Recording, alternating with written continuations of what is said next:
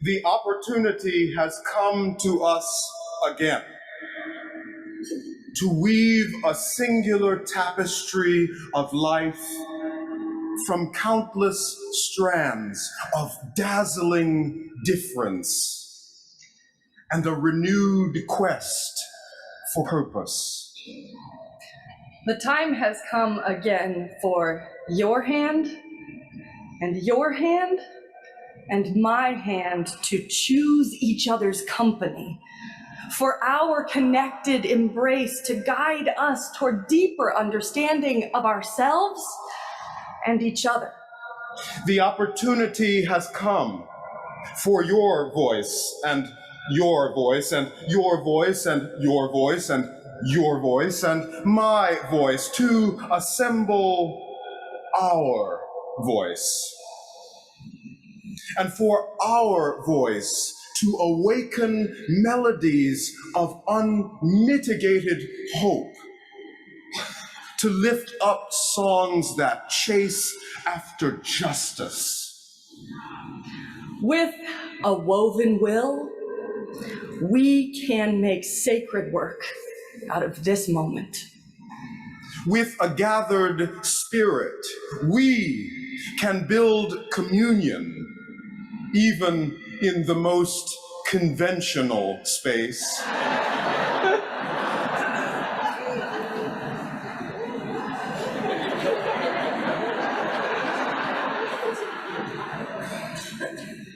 So come, whoever you are, let us take up the challenge and possibility of being one with each other.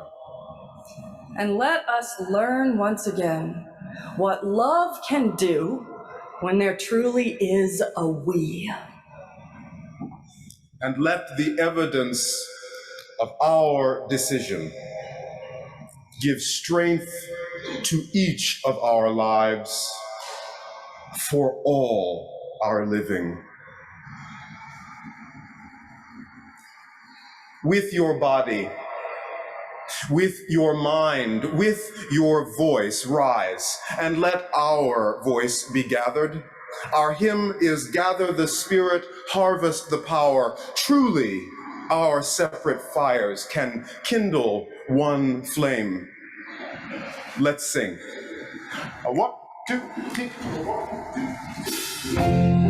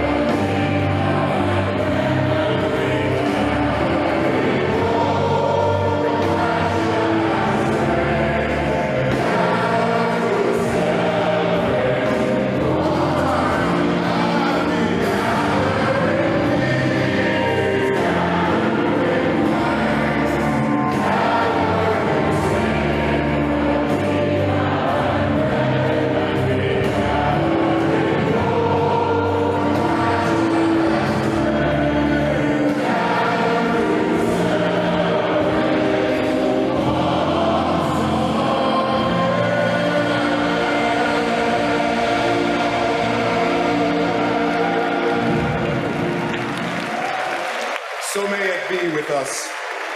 Please have a seat if you like. Oh, I mean that. Only if you wanna. Yeah.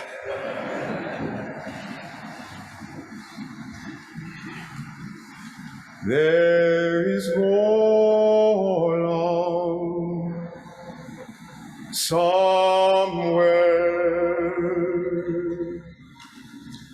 There is more love somewhere.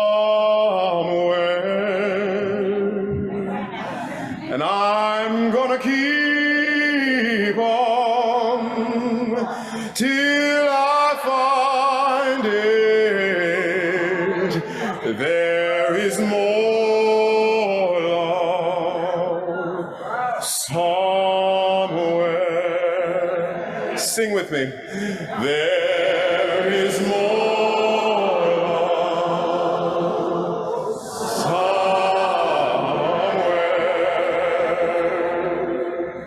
There is more love somewhere.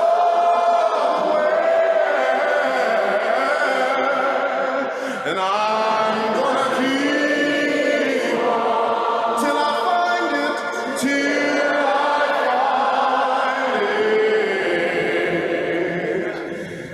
There is more love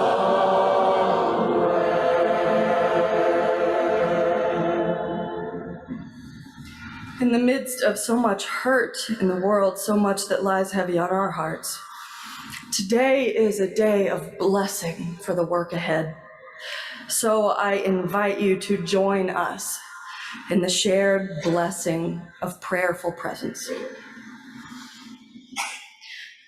Spirit of life, source of hope, God beyond our naming, we gather together today, both expansively hopeful and restrictively confined. Hopeful that we might rise to meet a new day for those who seek and who serve the Spirit.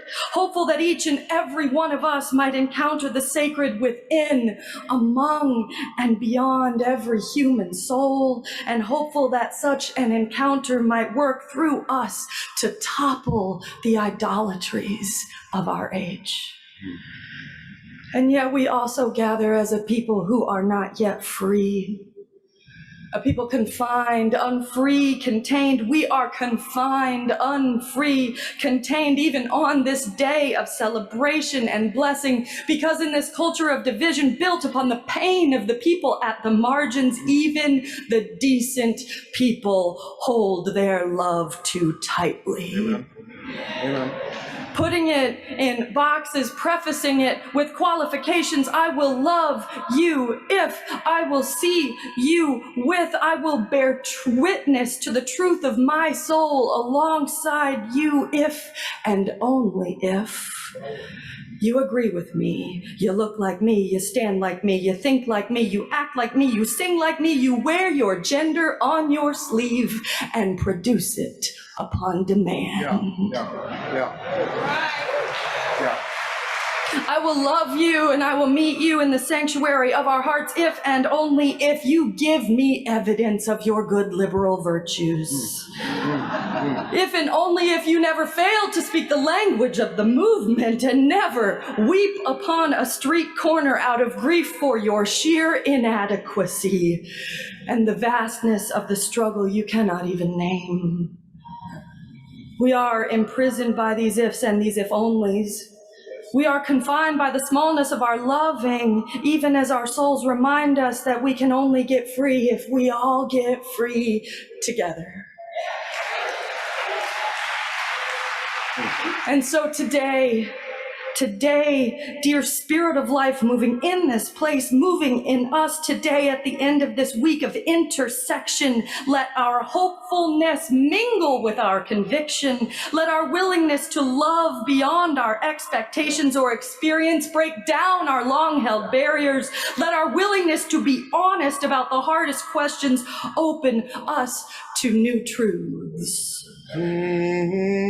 May there truly be more love, with no labels, and no binary, and no preface, and no qualification, and no arithmetic, and no limit. Let there be more love to liberate us all, and may we keep on today and every day until we find it and share it inch by precious inch with one another and the world.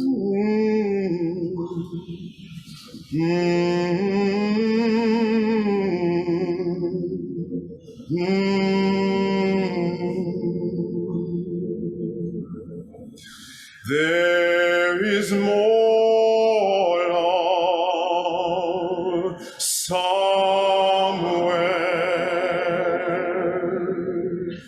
There is more love somewhere.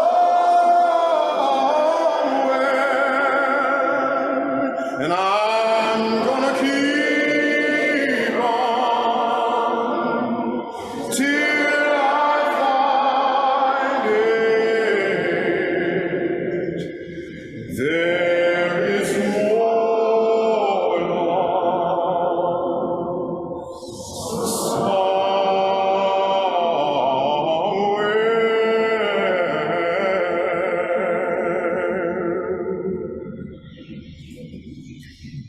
In this larger love, we are invited into an encounter with holiness beyond all of our categories, beyond all of our false binaries of gender, of belief, of title, of form. In this larger love, we encounter that which we cannot claim or name, but can only experience with open hearts and deep, deep humility.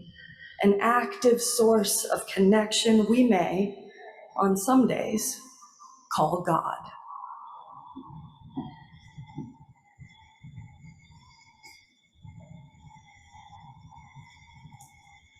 I offer a poem from my own meditations. I share a bit of what is true in my heart, praying that it will commune with what is true in yours. I call my poem After All.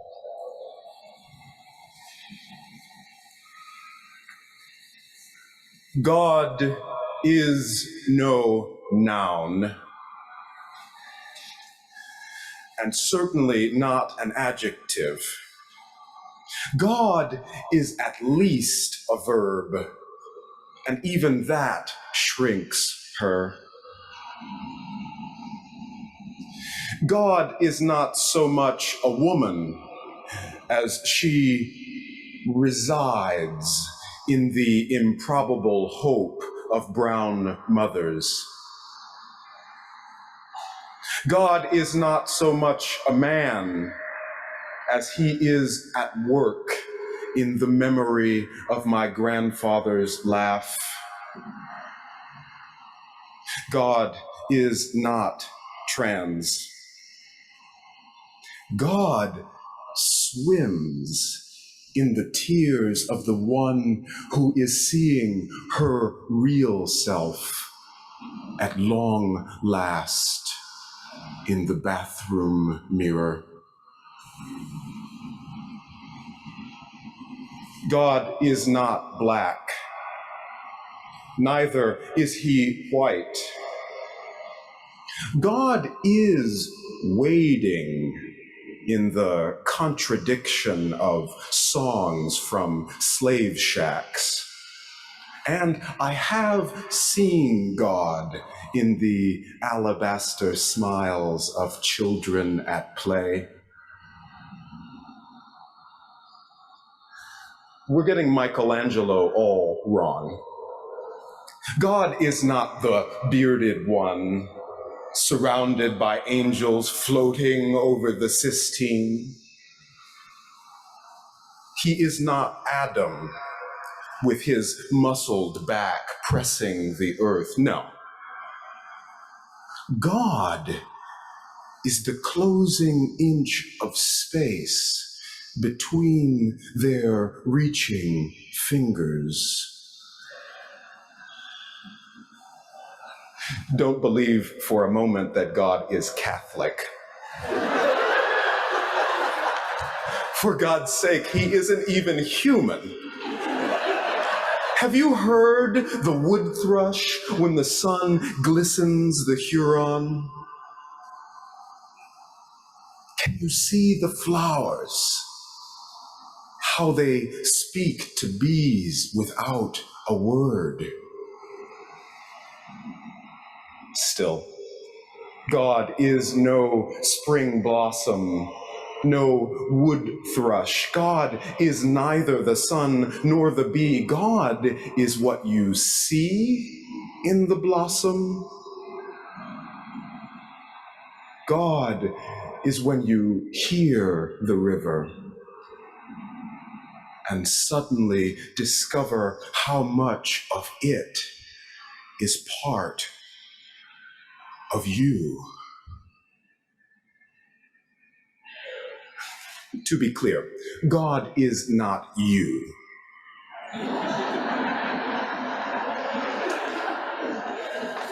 God is somewhere in the 14 billion years which have come to mean that you are. God is, after all, at least a verb.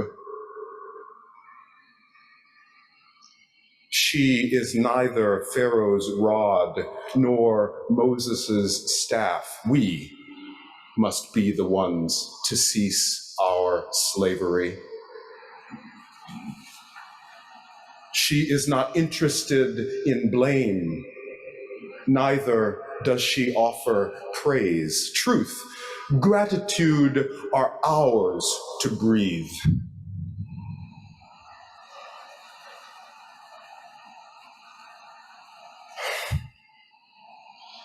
She will not have your answers. She is too large for answers. She dances too wildly to be fastened to them, and answers are nouns anyway. God is at least a verb, twirling in the radiant reds of spring blossoms, singing in the rare silences between rapid opinions, attending the tears of dark-skinned deaths, learning in tiny alabaster smiles. God is waiting in the space between fingers that might connect.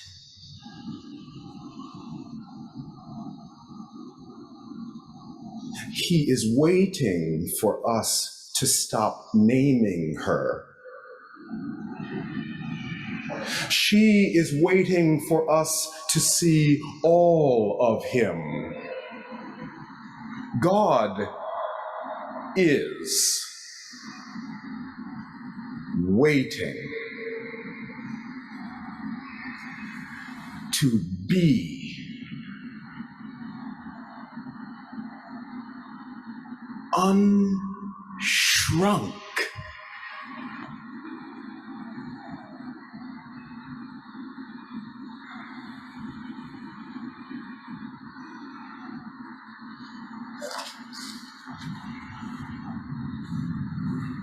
Entering more deeply now into the worship hour, we offer two readings. We make space to engage ancient and young wisdom with equally open ears. that each might guide our hearts toward greater love of ourselves and greater love in the space between us.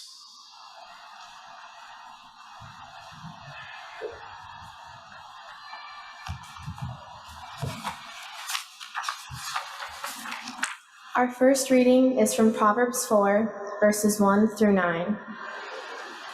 Hear, ye children, the instruction of a parent, and attend to know understanding. For I was my father's son, tender and only beloved in the sight of my mother. He taught me also, and said unto me, let thine heart retain my words. Keep my commandments, and be strong. Get wisdom, get understanding. Forget it not, neither decline from the words of my mouth. Forsake her not, and she shall preserve thee. Love her, and she shall keep thee. Wisdom is the principal thing. Therefore, get wisdom, and with all thy getting, get understanding.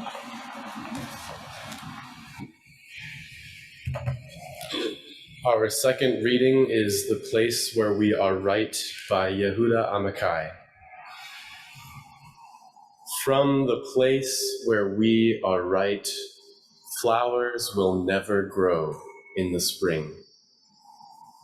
The place where we are right is hard and trampled like a yard. But doubts and loves dig up the world like a mole, a plow, and a whisper will be heard in the place where the ruined house once stood.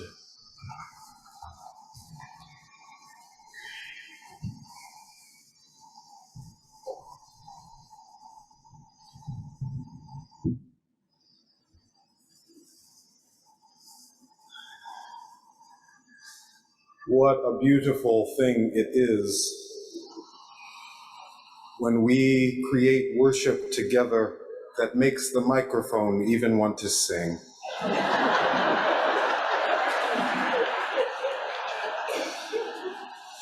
Actually, its singing reminds me of the many hands and the many minds that go into building this worship hour. There are folks all around this room who are holding you and you and you at home in care. So let us notice the holy moment. After that feedback, how quickly it was taken care of. We are well served.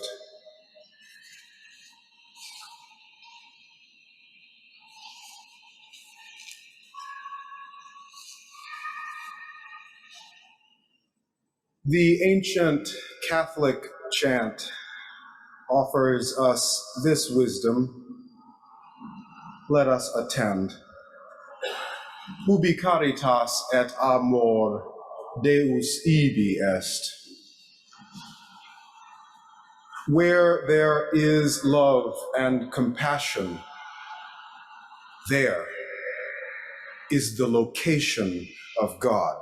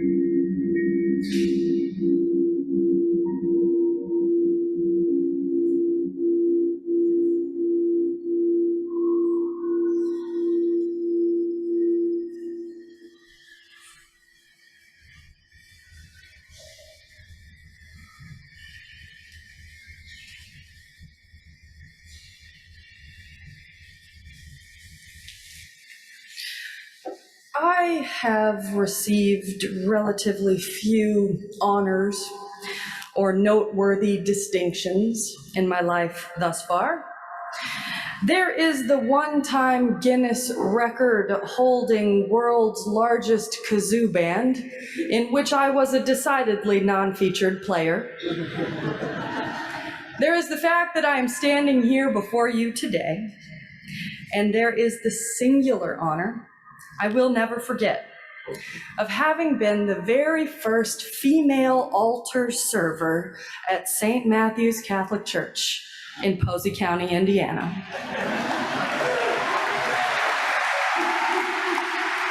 I remember the musty, yeasty, winey smells of the sacristy, the linen alb cool upon my shoulders, the heavy Bible resting in the crook of my elbows, all 70 pounds of me held down to earth with the ballast of that holy book. Thick with gold and bright red ribbons, I remember the liberative story of the liturgy, the smells and the bells and the glory and the monotony of it all woven together. I loved it all. And in time, being properly trained, I was set up on the usual altar server rotation, let's say third Sundays. And I learned that on third Sundays, I would be serving at Mass, not with our regular priest, but with the once-a-month guest priest who filled in when the regular guy was out of town. We will call him Father Bamey.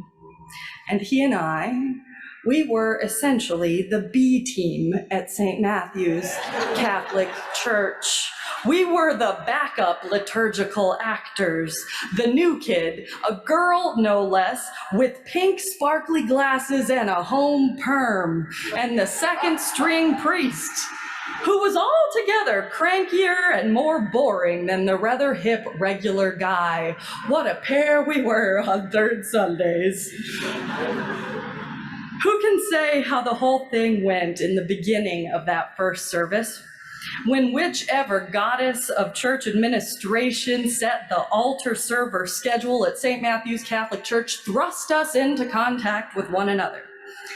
I don't remember the beginning of that first Sunday morning service at all, but I remember the end.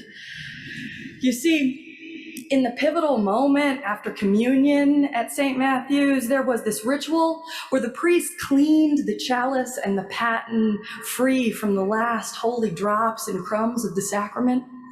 And I was trained that it was my job to pour just a little bit of water from a tiny cut glass pitcher into the chalice, whereupon the priest would swish it around a little bit, drink the water, and wipe the whole thing clean with this little embroidered cloth I would also handily provide, kind of like a waiter at a fancy restaurant.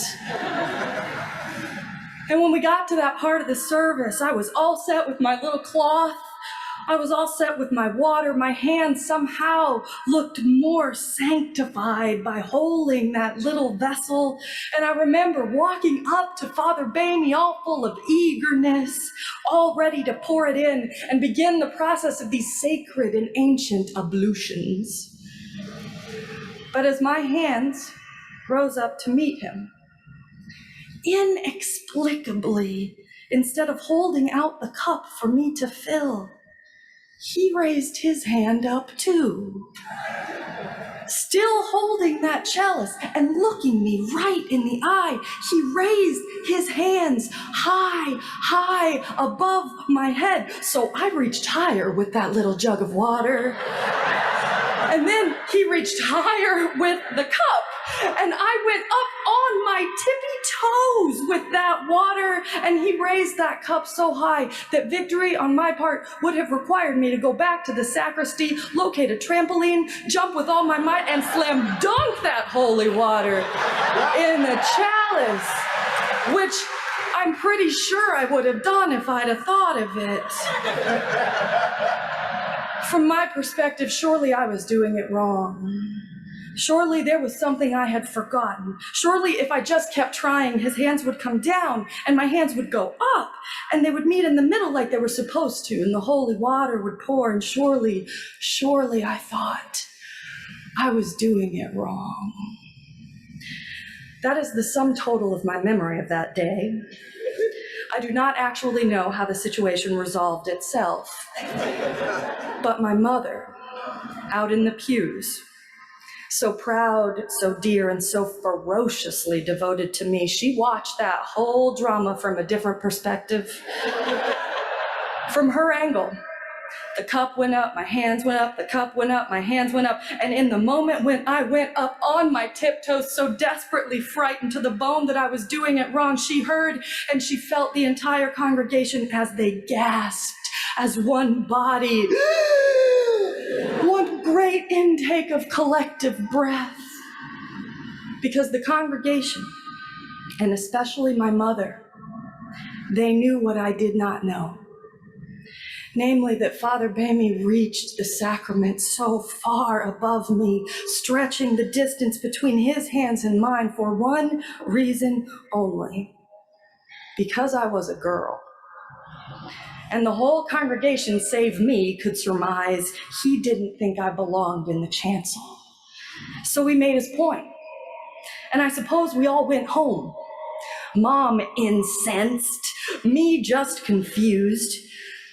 And yet the next time the third Sunday of the month rolled around again, guess where we all were?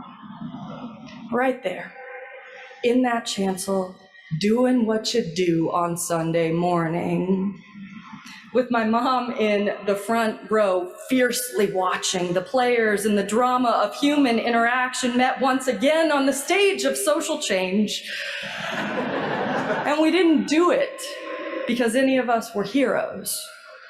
We did it because the goddess of the St. Matthew's Catholic Church altar server schedule did not see fit to put us anywhere else. We were right there, and we stayed there. On every third Sunday, from then on, I held out the water and he held out the cup, and our hands met, and the liturgy happened Sunday after Sunday, month after month, and in and out of years, we were stuck with each other, showing up for the magic long enough that the magic actually happened. One Sunday, I arrived in the sacristy before services. I pulled my alb out of the chancel closet, and I saw there on the door a little tiny newspaper clipping of me from the hometown paper. It was a picture of me in a high school swimming race, gasping for breath under these giant purple goggles. Father Bamey had clipped it, and he'd taped it there.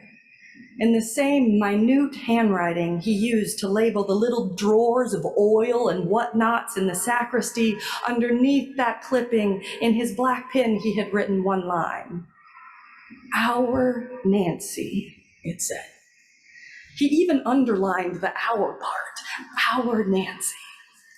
And after that, whenever I had some modest or nerdy triumph, which only a small town paper reports on, attending the National Convention of Students of Classical Languages, perhaps because I was cool,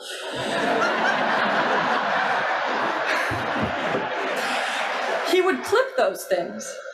And he would display them with pride on that sacristy door, because by then I belonged not only on the chancel, but in the church. And in some small way, in his new heart. Today, I am a preacher woman, in part because of that sense of being known and claimed, and even understood by that cranky old man. And today, Father Bamey not only serves among a whole slew of female altar servers, he's even gone so far as to speak favorably about the ordination of women in the Catholic Church. We have come a long way, baby. And again, I say that this meeting of hands and this sea change of possibility, it was realized not because we were the heroes of our own story, nor because we earned the grace of our encounter, but because we were stuck with each other. I I was not what Father Bamey was looking for on the third Sunday of every month, and he was not what I was looking for in a priest. Neither of us particularly got what we wanted from the goddess who masterminded the altar server schedule.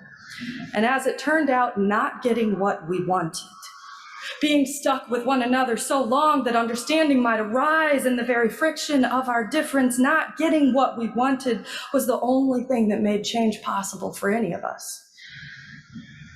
The wonderful, deep-spirited, anti-racist organizer Mickey Scott Bay Jones has said that relationship is the sandpaper that wears away our resistance to change.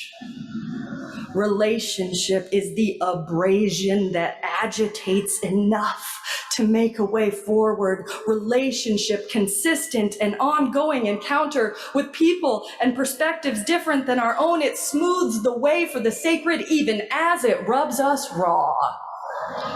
And there is a holy abrasion of the spirit that is born in deep relational encounters across differences. We, as congregations and as a movement, exist to be instruments of that holy abrasion. Those very encounters are our work. And yet we know that there are many ways to hide from the discomfort inherent in a holy abrasion. There are plenty of opportunities presented each and every day in the life of a congregation and among us to back away from the hard work of continually and repeatedly relating meaningfully to one another and the world. And one of them is to insist at any possible juncture that you get what you want out of the experience of congregational life. As if church is a short order menu and community is a product to be consumed on your terms in your time without making you uncomfortable or demanding a whole lot of you in the first place.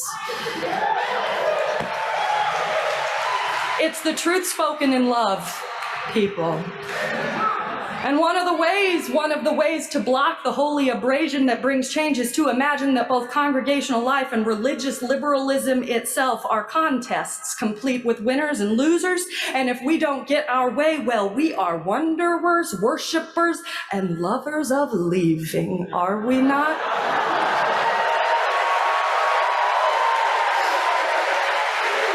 Who says we have to show up and put on the alb the next third Sunday? Who says we have to show up at all? The hero of my little story again, it wasn't me or Father Bamey. It was the liturgy itself. It was the church that asked us to keep showing up even when we honestly rather would not. It was the steady persistence of being stuck together long enough to truly become one another's people, even in spite of ourselves. Now, do not get me wrong.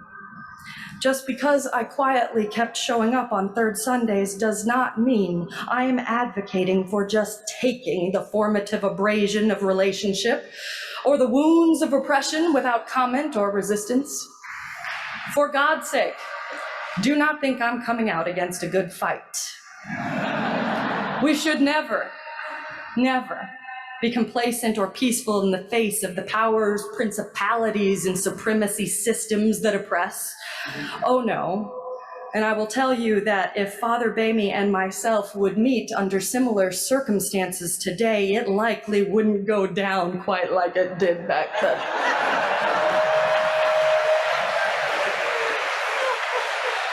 Over my years of service in the ministry, I have acquired what community organizers call an edge.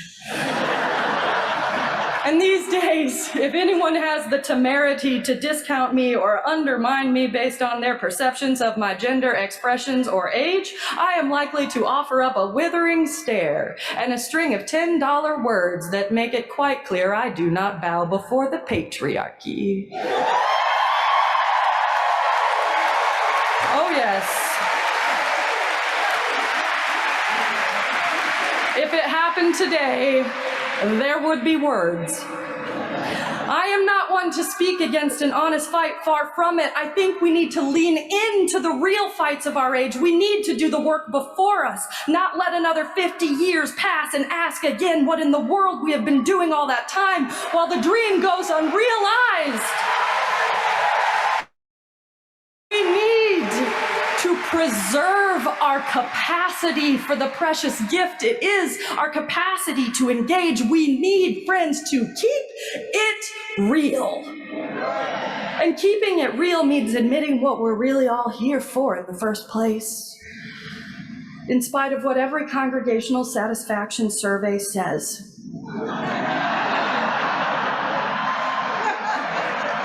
We did not come here for the coffee.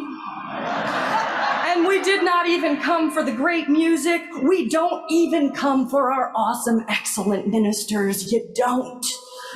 We come because we have a deep, aching need for an encounter with the holy that crosses our borders and expands our hearts. We come to be a part of something so much larger than ourselves. And we cannot do that holy work together unless we are really willing to set aside our own need to win and reach out our hands and seek the deeper understanding that comes with difference.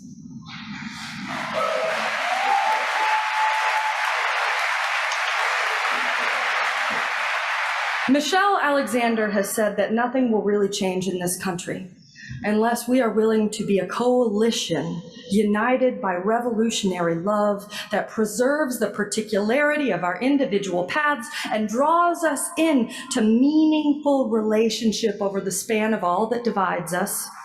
This coalition, Alexander says, is destined to fail if we never muster the courage to stand up for what we truly believe and build a multiracial, multi-ethnic, nonviolent army of artists, activists, teachers, healthcare workers, formerly incarcerated people, currently incarcerated people, parents, students, elderly people, academics, hourly workers, and everyone of conscience who is willing to bring an end to the politics of punitiveness and division in our days.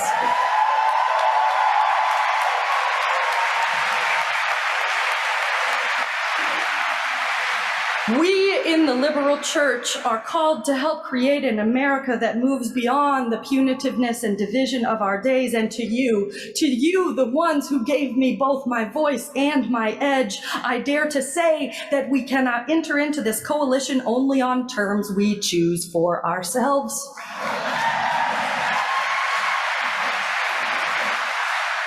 We must enter into beloved community ready to have the terms changed in ways we ourselves could never have imagined, ready to show up even and especially when we do not get what we thought we wanted.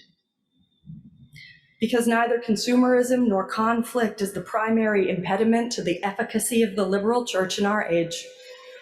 Getting mad enough it merits an apology is not a sin at all in our tradition. That's just the sandpaper of the holy working its way along. No, the greatest impediment to the efficacy of the liberal church today is not the real fights and real failures we get into when we are doing hard work. It is the fake fights we waste our time on while our own people and the people of this world struggle to survive.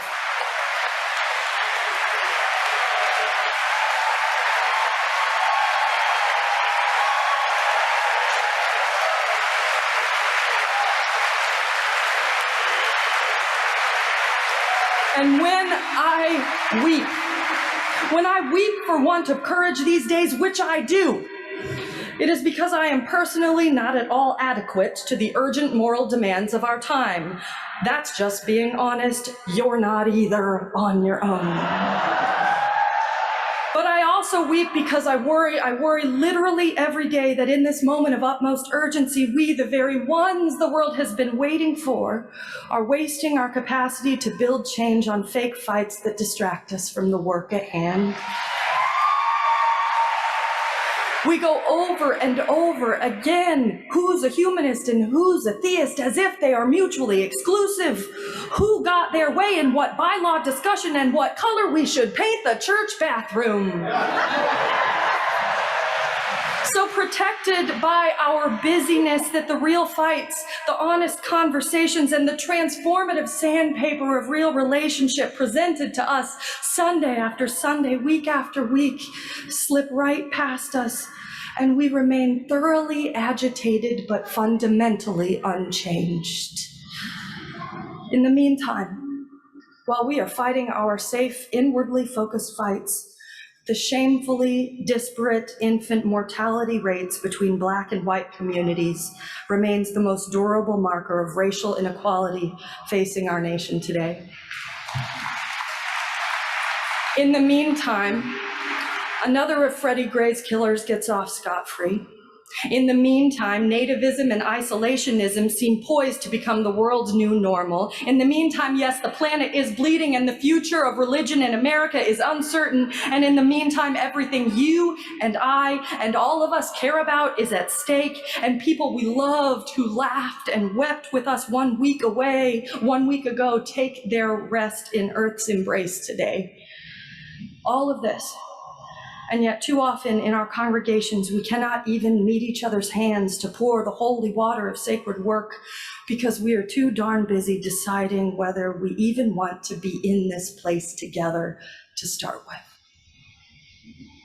I take some cold comfort in the fact that we Unitarian Universalists do not have a corner on the market for such behaviors.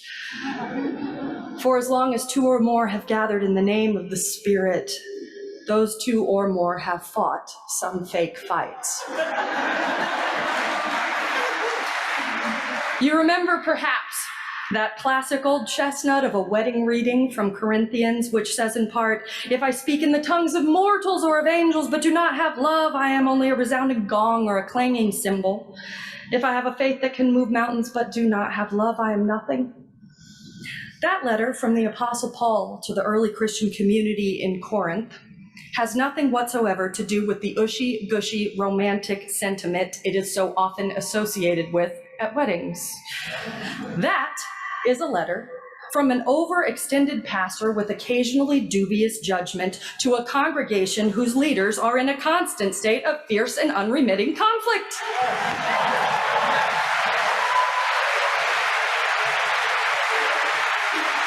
The early Christians in the Corinth congregation were literally shouting their prayers like clanging cymbals over top of one another to try to prove who was better at praying. They were making faith into a contest, and whether he was saintly or not, Paul was having none of it. Nor was the Hebrew leader who first declared in Proverbs that the primary thing in all this is not winning, it is wisdom. And so they said, "Therefore get wisdom, and with all thy getting, get understanding." The collective wisdom of the ages reminds us that the stakes are high, and the ultimate prize we must reach out for in community is greater than the imagined divisions and trumped-up arguments that pull us apart. And here is a segue you won't see coming. You know, in WrestleMania, when professional wrestlers have fake fights, sometimes they are actually at risk of getting hurt. And do you know what they do before the muscle snaps or the bones break in that fake fight? They tap out. They bang the mat. When the fake fight gets close to having real consequences, they tap out, and I tell you what, I am tapping out right now, and I invite you to join me. I am tapping out of every fake fight in our congregations and in our movement about getting what I want, or what you want, or what we think we want, because in this age the stakes are too high and we do not have time for fake fights anymore.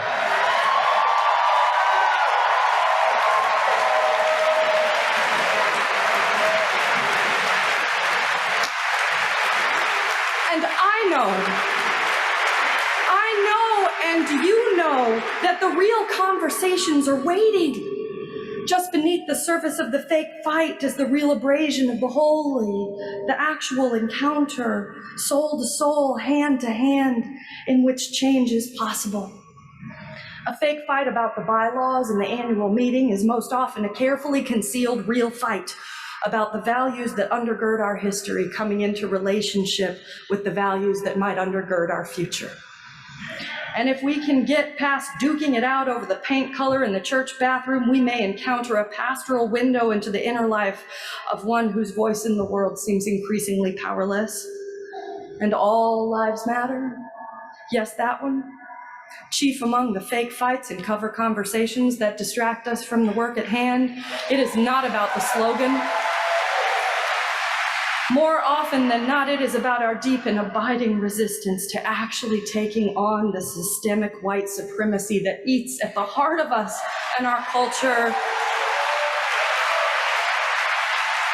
So let us have that conversation, the real one, the hard one that requires us to keep showing up. Let us have that conversation, and let us do it with edge and forgiveness, calling out and calling in, calling forth a new kind of community, both in our congregations and in the world, the real fight, the real conversation about our history, our identity, our relevance, and our resistance. The real conversation beckons, and the world does not need another place for like-minded, liberal-leaning people to hang out together and fight about who's in charge.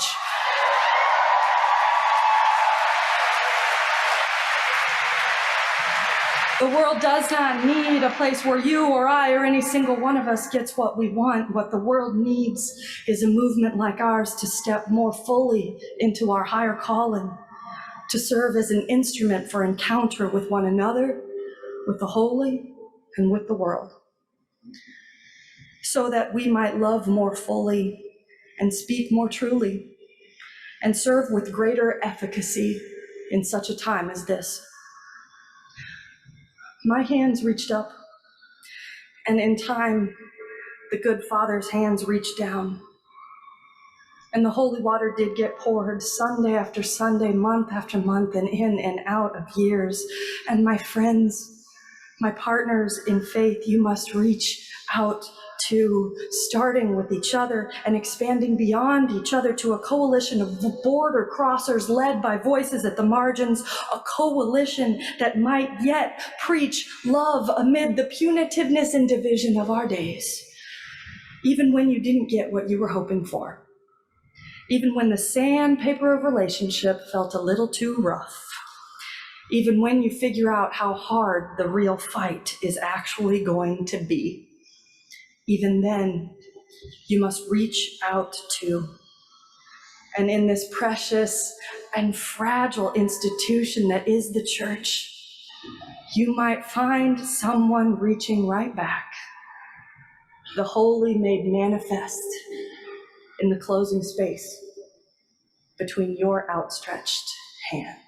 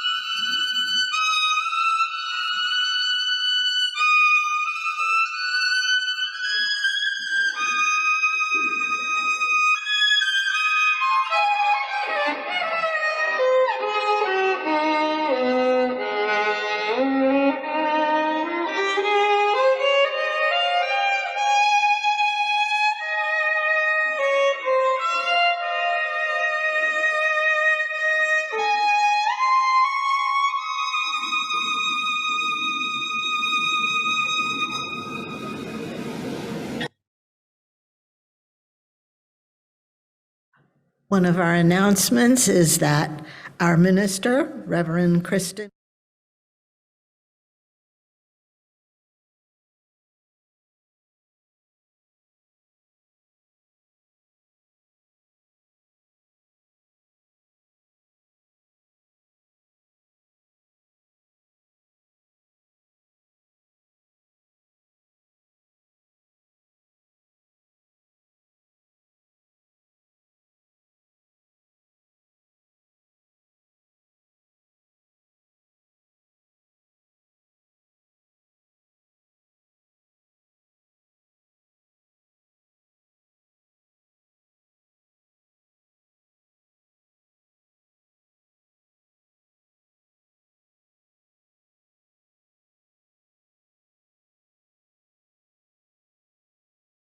sign up if you think you might be able to go.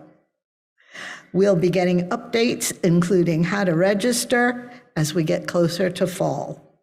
Now, please join me in the words of chalice extinguishing. Carry the flame of peace and love until we meet again.